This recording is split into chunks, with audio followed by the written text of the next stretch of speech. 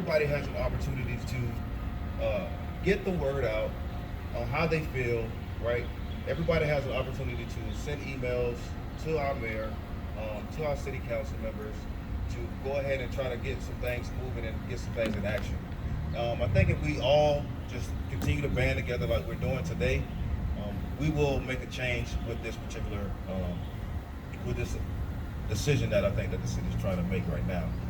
But I believe that if we all again band together, get more people to support this particular initiative with the Tropicana bill, with the gas plant district, I think that we'll be successful in our mission. Thank you.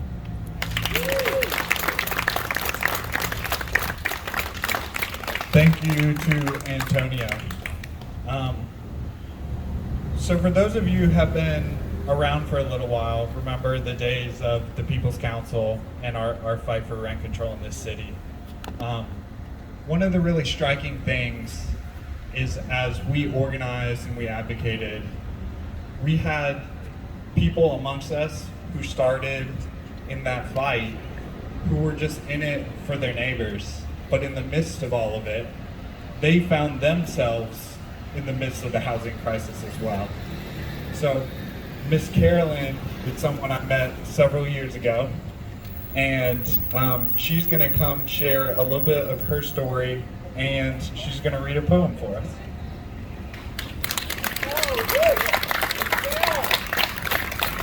Hey, St. Pete. I'm going to put my stuff down because I always have too much stuff. I'm Carolyn Ballinger, and I've been a resident here in Pinellas County, St. Pete, all over for about 8 years. And my apartment, they told me that my lease was not going to be renewed.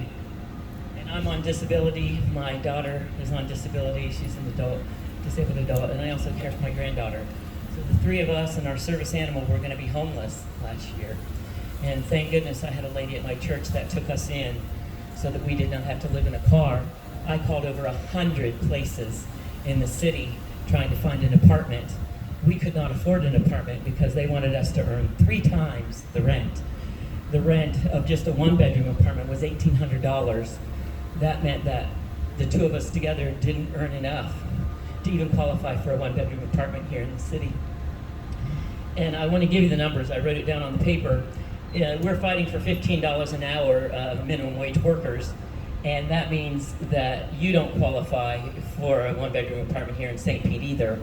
You would need to earn $30 an hour to actually qualify to make 3 times the amount of $1,800 to qualify for a 1-bedroom apartment here in St. Pete.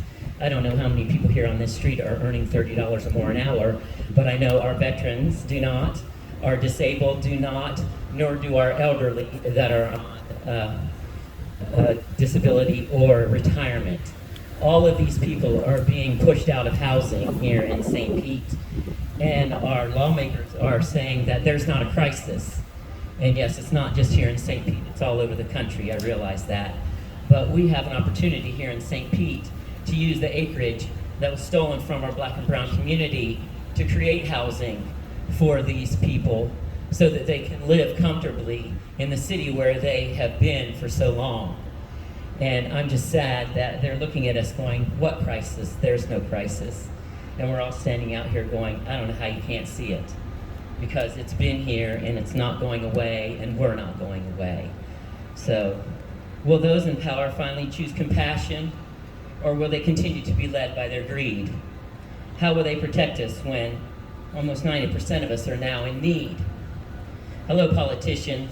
Minimum wage workers have something to say. Because when you earn in a month what we earn in a year, you really could never comprehend our fear of losing our homes, our cars, and our jobs. And without enough food, we'll hear our hungry children's sobs.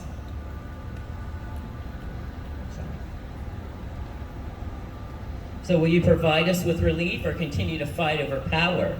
Unless we see you working for us, just watch how quickly your constituents sour. Of your petty little arguments, of all the lies and stupid party games, when we all start going bankrupt, we'll know who to blame and don't even think, well, we're all ready to get back to the real American dream. We want to work together and help those in need instead of fighting to get out from under those being led by the greed. So no one has to decide between food to eat or medicine to live, because it's not about how much we can take, but about how much more can we give. So join me, decide where it is, where you can do the difference. Don't sit back, write letters to your editor, write letters to your politician, make those phone calls, get out here on the streets and do your part, because that's how we change life in America. It's never been fair for a very long time. When we're here on the eve of the weekend where we're celebrating Juneteenth, where our black and brown brothers were enslaved for two and a half years after they were freed by the Emancipation Proclamation. And yet it's 2023 where we're just now making it a federal holiday, that they're being celebrated for their freedom. That's how unfair it has been here in these streets of America. Let's all stand up now and fight for the rights of all Americans. Men, women, children, black, brown, Muslim, Christian, I don't care who you are, gay, straight, whatever. It's a human rights issue, America. It has nothing to do with the left wing or right wing. It has nothing to do with politics at all. It has to do with the human rights of every person here in America. Thank you.